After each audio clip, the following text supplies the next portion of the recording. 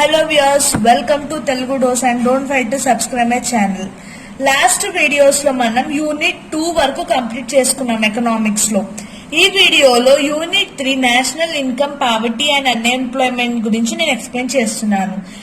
Inter second year వాళ్ళకి సంబంధించి నేను ఆల్రెడీ కామర్స్ అకౌంట్స్ క్లాసెస్ కూడా స్టార్ట్ చేశాను. మీరు కావాలంటే ఆ లింక్స్ అన్ని డిస్క్రిప్షన్ బాక్స్ లో పెడతాను. Do watch it. So let's see what is national income. National income నాకు తెలిసి మీరు ఈ యూనిట్ మీరు ఇంటర్ ఫస్ట్ ఇయర్ లోనే రిఫర్ చేశారు. సో దాని కంటిన్యూషన్ మనకి దీంట్లో ఎలాబరేట్ చేశారు. ఫస్ట్ నేషనల్ ఇన్కమ్ అంటే ఏంటి? The volume of commodities and service turned out during a given period counted without depreciation. అంటే మన నేషన్ కి సంబంధించి ప్రతి ఒక్కరి ఇన్కమ్ జనరేట్ అయి క్యాల్కులేట్ చేస్తేనే దాన్ని నేషనల్ ఇన్కమ్ అని అంటారు. మీకు దీనికి సంబంధించి ఇంకా ఎన్నో ఆన్సర్స్, డెఫినేషన్స్ ఉన్నాయి. నేను దాన్ని కూడా మీకు చూపిస్తాను. మీకు ఏది ఈజీ అంటే అది రాసుకోండి. Next per capital income. ఇప్పుడు నేషనల్ ఇన్కమ్ మన కంట్రీ ఇన్కమ్ అంతా ఒక్కొక్క టోటల్ పాపులేషన్ మీద డివైడ్ అవుతుంది. అప్పుడు దాన్ని పర్ క్యాపిటల్ ఇన్కమ్ అని అంటారు. Simple. So the definition is national income divided by total number of population in a country. ఈ పర్ క్యాపిటల్ ఇన్కమ్ ఫార్ములా వచ్చేసి national income by population. Next మనము దీంట్లో ఉన్న ఆన్సర్స్ ఏంటో చూద్దాం. ఇప్పుడు క్వశ్చన్ చూద్దాం. How do you reduce inequalities in the distribution of income and wealth? This is the most important question which has been repeated many times. So let us see what is that. So మనకి question ఏంటంటుందంటే, మన income ఉంది కదా, wealth, అది equal గా distribution అవ్వట్లేదు. ఎందుకు? ఏది అడ్డుకున్నాయి? ఎట్లా రెడ్యూస్ చేయాలా ఇన్ఈక్వాలిటీస్ ని ఇప్పుడు మనం చూద్దాం. ఫస్ట్ పాయింట్ వచ్చేసి land reforms and redistribution of agriculture land. ఇక్కడ ఏమంటున్నారంటే, it is well known fact that income inequalities in rural sector mainly concentrate on agriculture. ఇక్కడనేమో మనము ఈ రూరల్ సెక్టర్స్ అంతా మెయిన్ గా కాన్సన్ట్రేట్ చేసేది అగ్రికల్చర్ మీద. సో మనకి ఏమంటున్నారంటే 40% లో మనము as consequences even of 40% of agriculture belongs to top 5% of the rural homes. So దీంట్లో ఈక్వల్ డిస్ట్రిబ్యూషన్ అనేది ఉండాలి. ఇక్కడ ఇన్కమ్ అనేది రూరల్ సెక్టార్స్ నుంచి కాన్సన్ట్రేషన్, అంటే ఇప్పుడు అగ్రికల్చర్ డెవలప్మెంట్ చేస్తే మనకి ఇక్కడ ఇన్ఈక్వాలిటీస్ అనేది ప్రొడక్షన్ అనేది ఎక్కువ అవుతుంది. Before the abolition of Zamindar system, ఇది అప్పుడు జమీందార్ సిస్టమ్ మనము ముందు మన బ్రిటిష్ టైంలో ఉండేది. సో అప్పుడు ఏమవుతుండే అంటే వాళ్ళకి ట్యాక్స్ ఎక్కువ చేసి అగ్రికల్చర్ పోర్షన్ వాళ్ళు తీసుకొని దాని వల్ల వాళ్ళకి ఇన్కమ్ అనేది జనరేట్ అయ్యేది కాదు. So that legislative measures were undertaken to abolish landlords and other. అంటే ఇప్పుడు ఒక ప్రొడక్షన్ లో కూడా మనము ఇంటర్మీడియేటర్స్ అయితే రెడ్యూస్ చేయాలి. This is the point. Second point వచ్చేసి control over monopolies and restriction on trade practices. ఇప్పుడు మోనోపోలీస్ అంటే సింగిల్ రూలర్. సో వాళ్ళకి కంట్రోల్స్ అనేది కొంచెం control on is necessary for reducing. ఇది కంట్రోల్ అనేది ఇంపార్టెంట్. ఇంకా మనకి ట్రేడ్ ప్రాక్టీసెస్ వాళ్ళు ఇంపోజ్ చేశారు 1965 లో. దీంట్లో ఏమవుతుందంటే లిబరలైజేషన్ అనేది ఇంక్రీజ్ చేయాలి. దానివల్ల ఎవరైనా ఇన్వెస్ట్మెంట్స్ అనేవి చేస్తారు. సో థర్డ్ పాయింట్ వచ్చేసి ఎంప్లాయ్మెంట్ అండ్ వేజ్ పాలసీస్. దీంట్లో ఏమంటున్నారంటే until the fourth 5-year plan the employment objectives was not taken seriously. Before అంటే మనకి 4th 5-year ప్లాన్ అప్పటి వరకు కాన్సన్ట్రేట్ చేయలేదు ఎంప్లాయ్మెంట్ దాని మీద.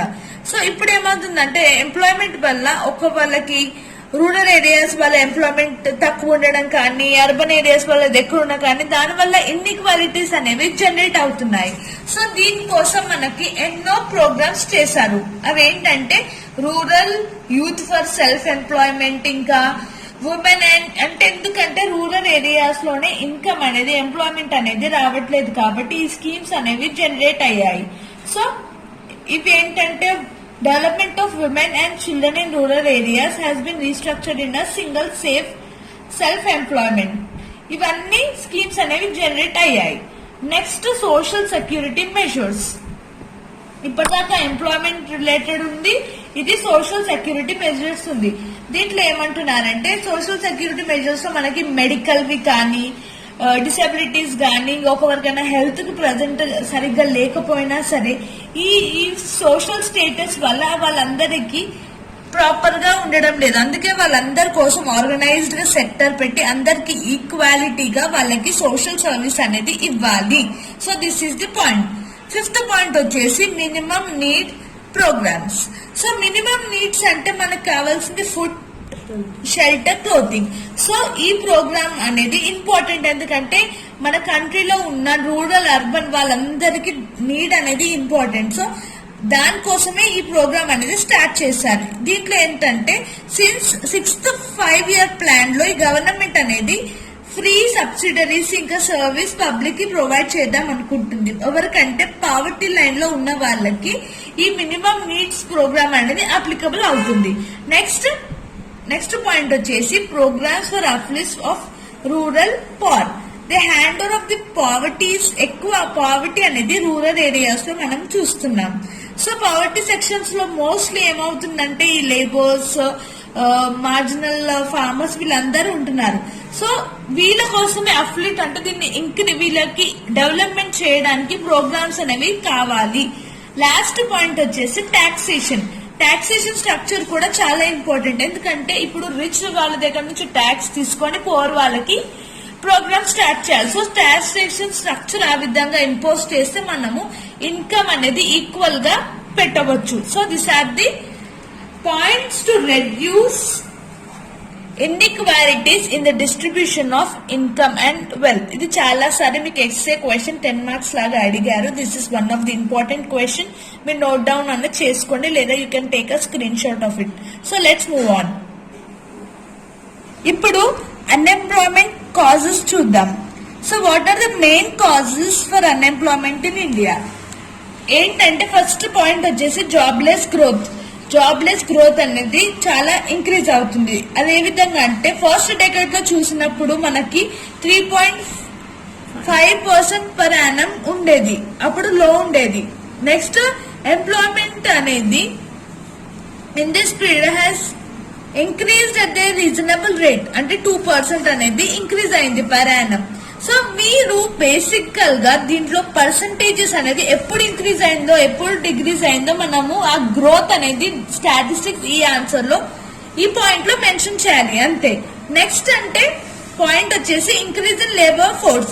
ఈ లేబర్ ఫోర్స్ కూడా ఎప్పుడు ఇంక్రీజ్ అయిందో మనం చూద్దాం.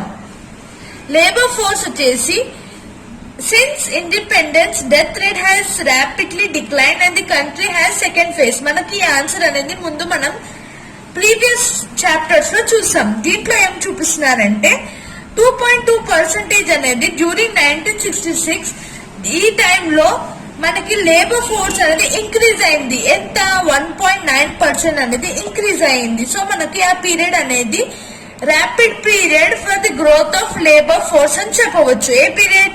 1993 టు 1994, అంటే 83 నుంచి 94 వరకు. నెక్స్ట్ వచ్చేసి ఇన్అప్రోప్రియేట్ టెక్నాలజీ. ఇదేంటి? While capital is scarce factor, labor is available in adequate quality.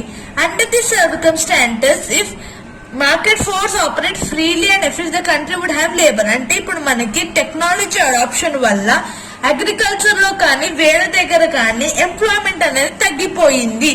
So ఇది one of the reason. Next inappropriate educational system. ఇక్కడ ఎడ్యుకేషన్ సిస్టమ్ లో కూడా ఉంది. ఎందుకంటే మన ఎడ్యుకేషన్ లెవెల్ ప్రకారమే ఎంప్లాయ్మెంట్ అనేది జనరేట్ అవుతుంది, హ్యూమన్ రిసోర్సెస్ అనేది వస్తాయి. సో ఇప్పుడు అగ్రికల్చర్ లోనైనా మనకి వేరే ఇండస్ట్రీలో అయినా మనకి ఎడ్యుకేషన్ అనేది ఇంపార్టెంట్. సో ఇది ఒక కాజ్ అయింది అన్ఎంప్లాయ్మెంట్ గురించి. ఫిఫ్త్ పాయింట్ వచ్చేసి నియో లిబరల్ ఎకనామిక్ పాలసీ.